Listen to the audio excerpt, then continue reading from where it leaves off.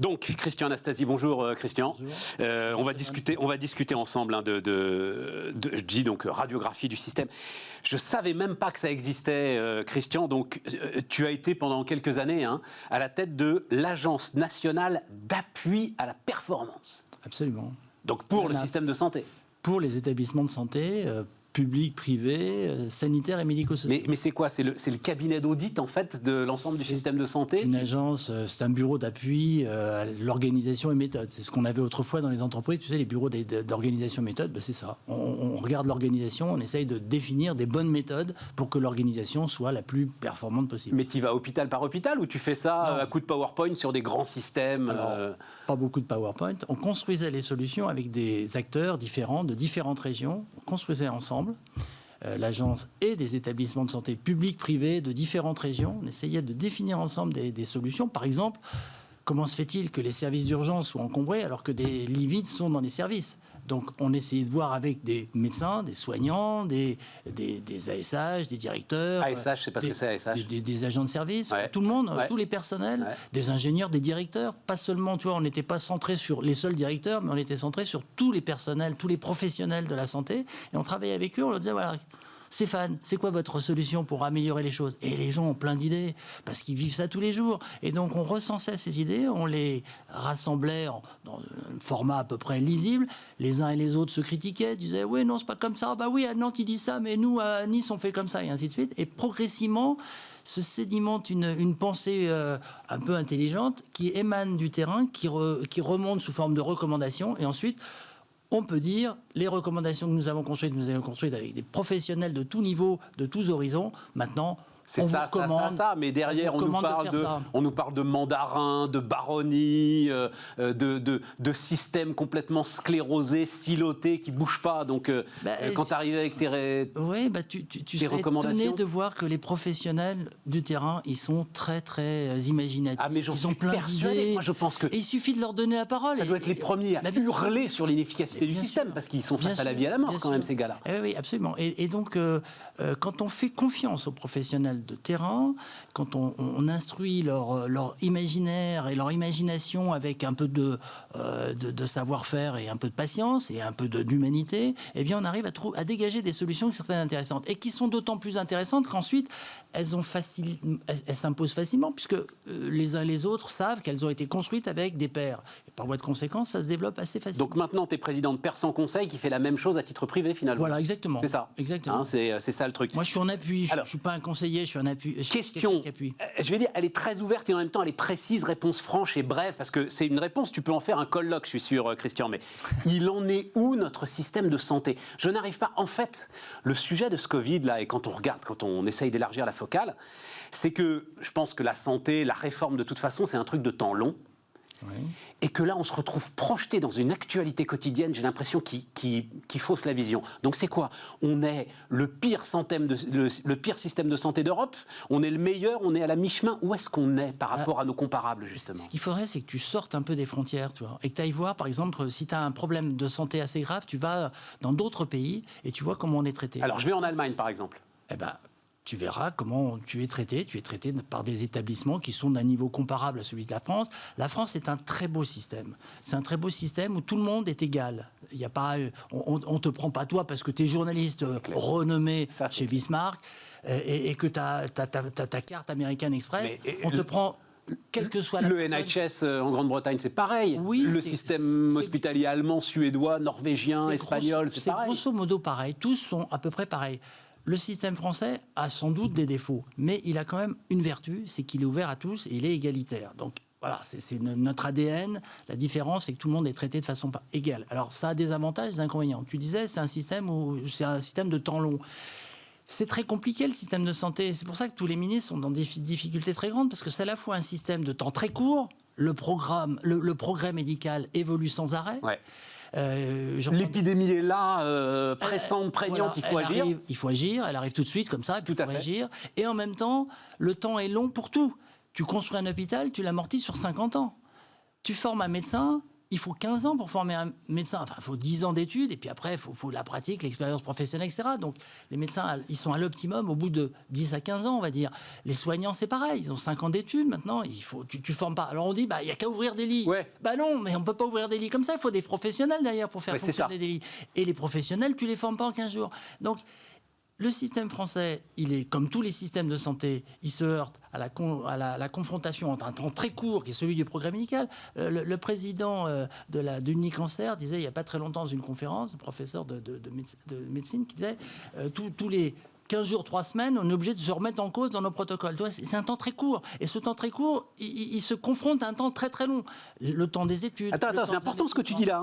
Donc, soigner le cancer, effectivement, vous pouvez la retrouver en replay d'ailleurs, l'émission qu'on a faite ensemble, c'est une série d'émissions qu'on a faites ensemble, rassemblant l'ensemble des professionnels de santé, et il y avait effectivement cette phrase assez incroyable.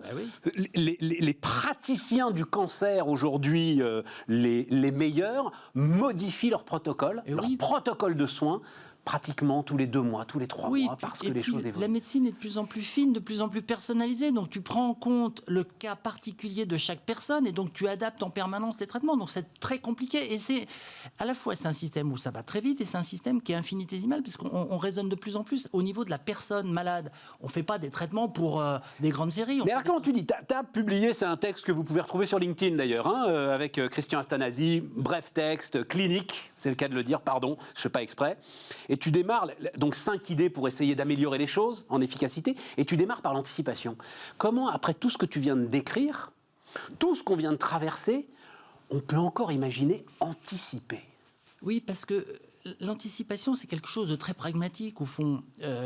On est toujours tentés, les uns et les autres, de raisonner à très long terme. Alors, tu vois émerger des réflexions sur l'hôpital 2030, des choses comme ça. Mais dans le long terme, on sera tous morts, comme disait Keynes, et puis par ailleurs, tout le monde s'en fout, parce que personne ne pourra vérifier ce qui a été dit 20 ans ou 30 ans après. En revanche, on constate des phénomènes récurrents depuis un petit moment. Par exemple, il manque de professionnels de santé de haut niveau dans les établissements, notamment publics, depuis plusieurs années. Ça, c'est un constat. On va essayer de corriger le tir. Comment on anticipe la correction de ce fait dans les 2-3 ans qui viennent? C'est ce que font tous les chefs d'entreprise, la plupart des organisateurs. On fait sauter le numerus clausus. On fait sauter le numerus clausus. Pour l'entrée. Mais oui, mais ça, comme tu le dis, c'est dans 10 ans qu'on aura les professionnels de santé. C'est dans 10 ans. Mais ça fait des années qu'on constate ces choses, et ça fait des années qu'on n'a pas anticipé les conséquences dramatiques qui allaient se passer. Donc, la culture d'anticipation, elle n'est pas spécifique au monde de la santé. Il y a un certain nombre de courbes que tu peux quand même prolonger. Mais tu peux prolonger quand même un certain nombre de courbes.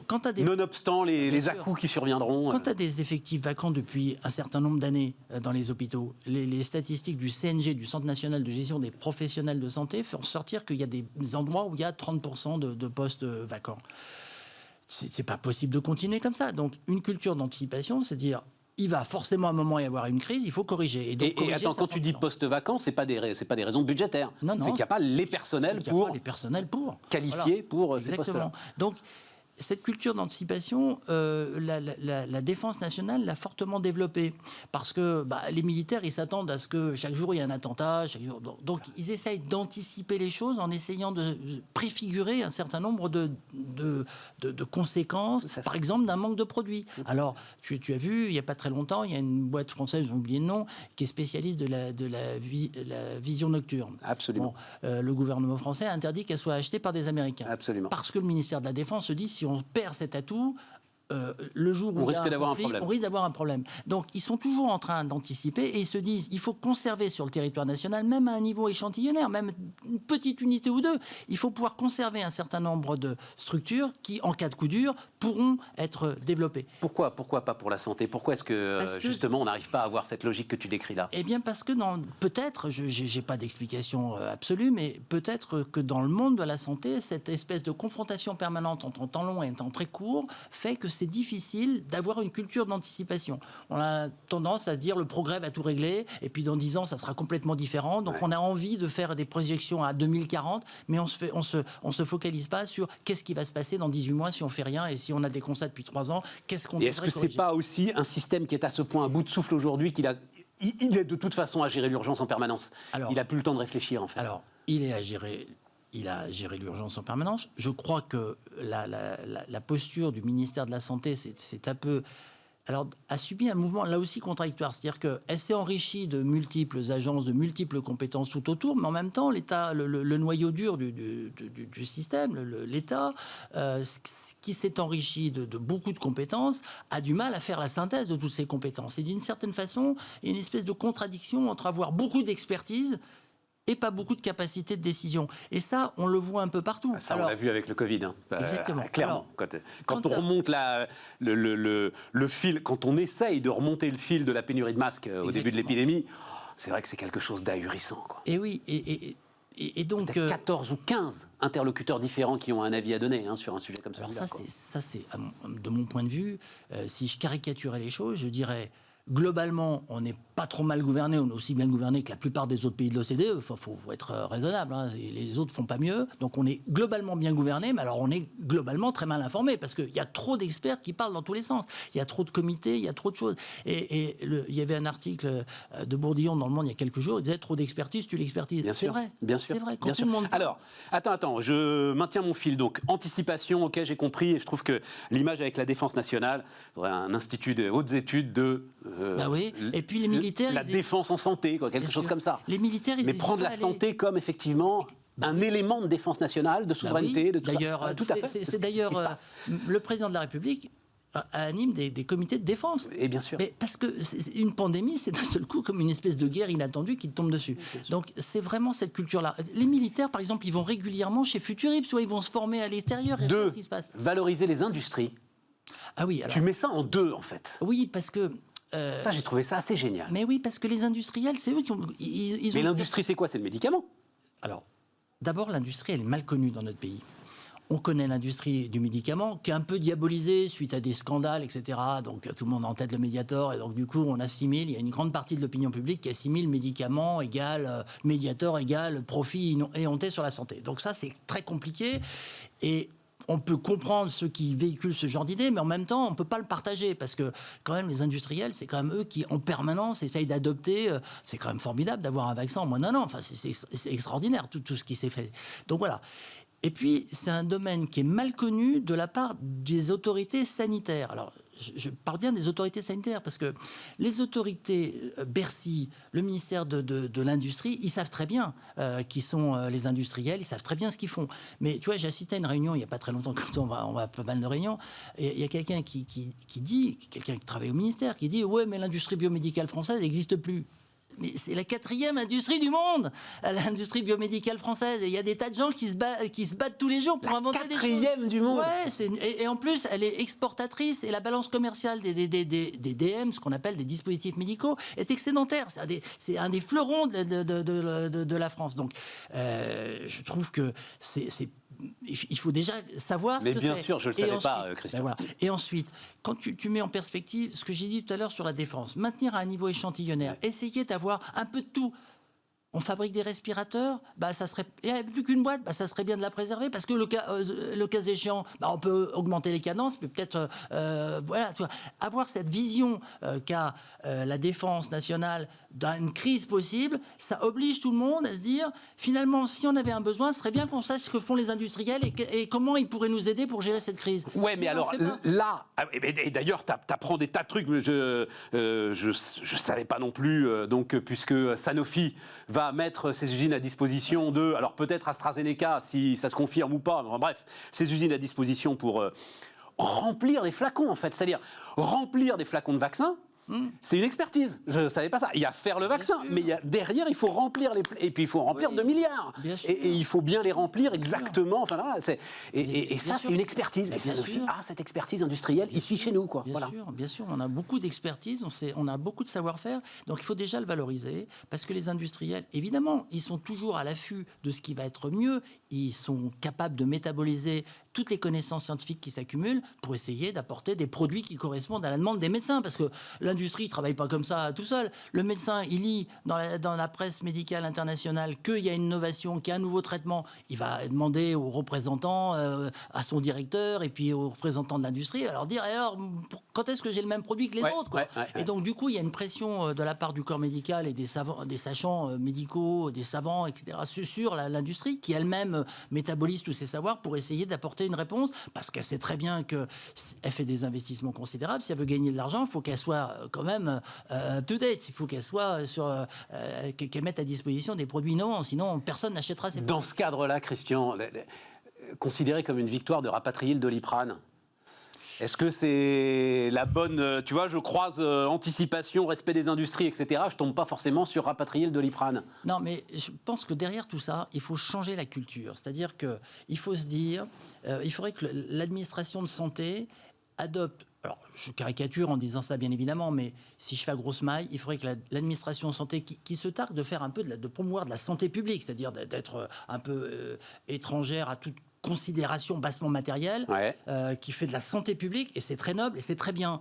Mais il faudrait que de temps en temps, sa culture de santé publique se croise avec la culture de la DGE, de la Direction Générale des Entreprises, ou du ministère de l'Industrie, ou du ministère du Budget, pour que les deux cultures se partagent. Alors, elles se partagent de temps en temps, par exemple, dans le Conseil supérieur des industries de santé, tu sais, qui est un conseil présidé par le Premier ministre et qui essaye justement de créer cette culture commune. Mais j'ai pu constater, moi, pendant 10 ans... Une structure de plus, hein.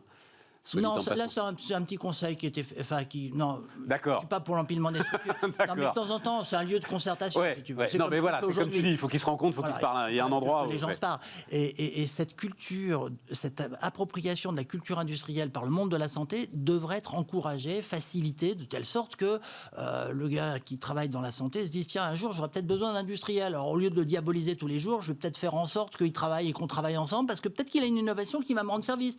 Peut-être qu'à un moment ou un autre, il va faire quelque chose qui va être très très intéressant en termes de prise en charge des cancers ou en termes de prise en charge de la chirurgie. Troisième point, tu dis efficacité de la dépense.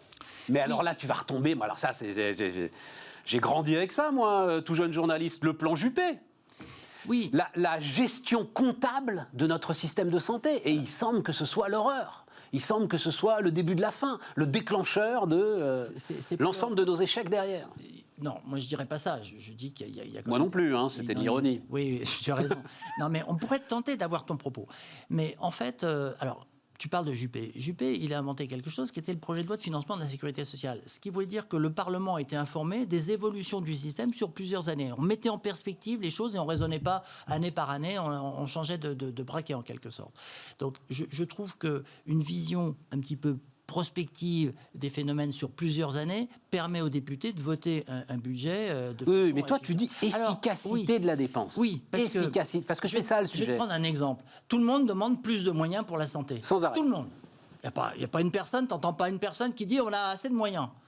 Bon, alors, tu vas prendre l'exemple des États-Unis. C'est le pays qui dépense le plus pour sa santé.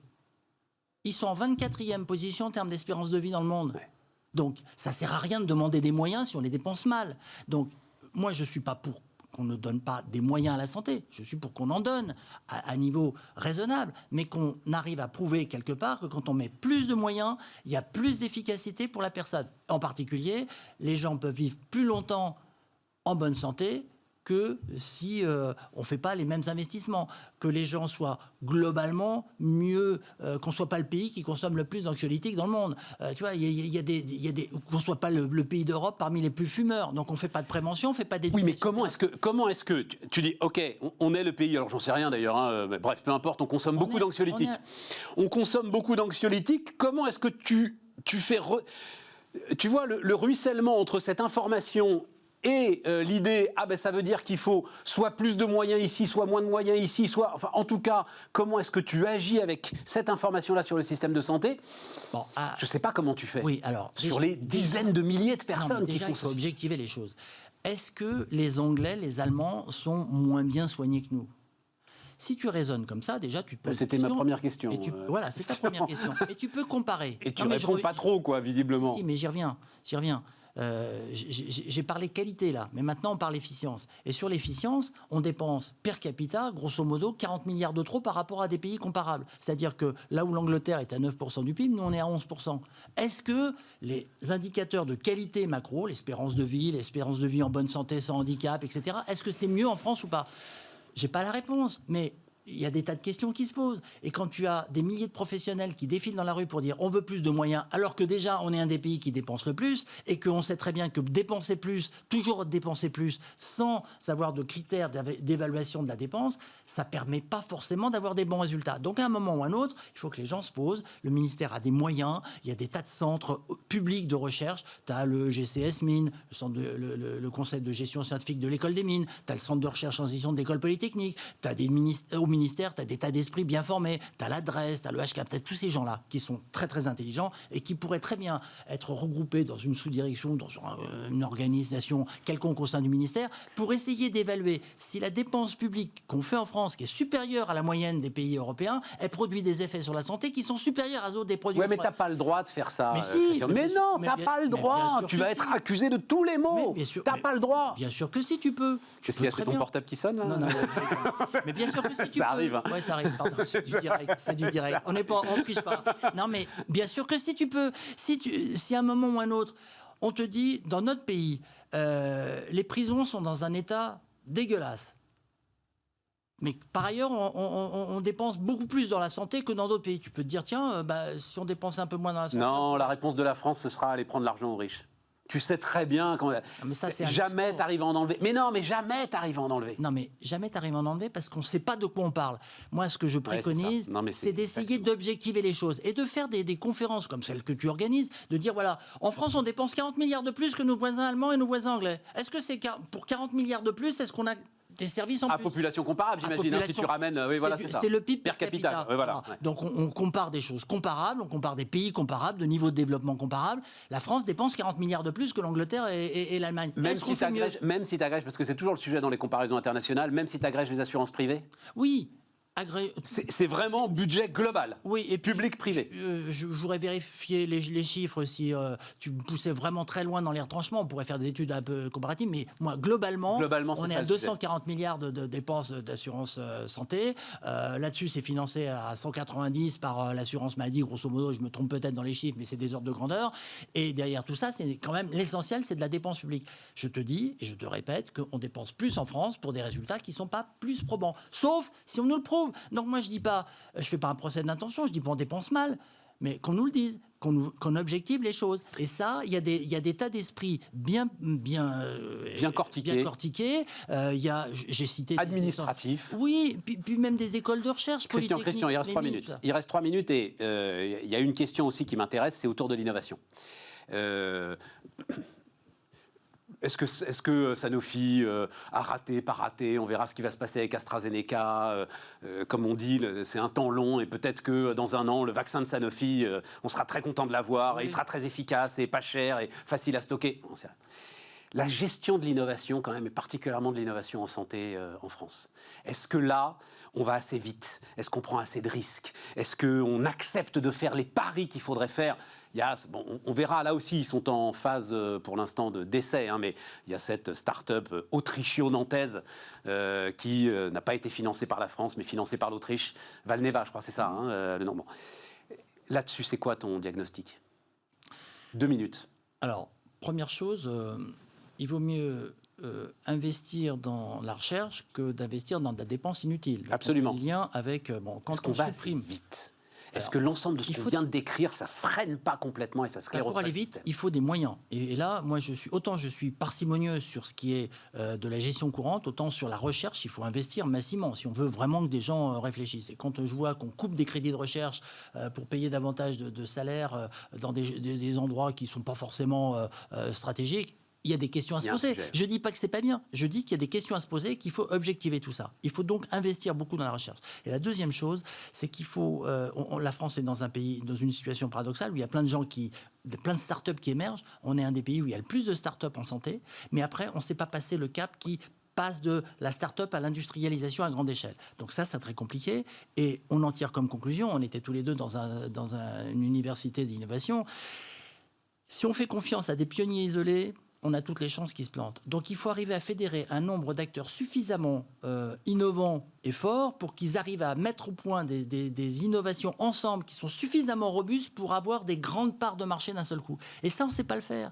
On ne sait pas suffisamment fédérer les acteurs. On valorise tel pionnier, telle équipe de recherche. Ouais. On ne fait pas suffisamment de consolidation, d'agrégats, d'équipes extrêmement intelligentes et qui pourraient, si on restait dans un écosystème favorable, passer à l'échelle. En mode commando, quoi, pour revenir sur notre histoire de système de défense. L'innovation, elle doit servir au plus grand nombre. Si c'est une innovation qui sert à 3 pèlerins parce qu'il y a un type génial tout seul dans son service qui a inventé un truc et que ça sert à 30 pelés, c'est pas intéressant. Le passage à l'échelle, c'est la clé de l'innovation. Christian Anastasi, donc, qui était... Anastasie. Christian Anastasi, qui était avec nous donc pour cette première demi-heure. Bon, on ouvre des pistes, hein, voilà, et puis on réfléchit ensemble. On reviendra plus tard. Voilà, on se reparlera très très largement. Intelligence artificielle, tout de suite.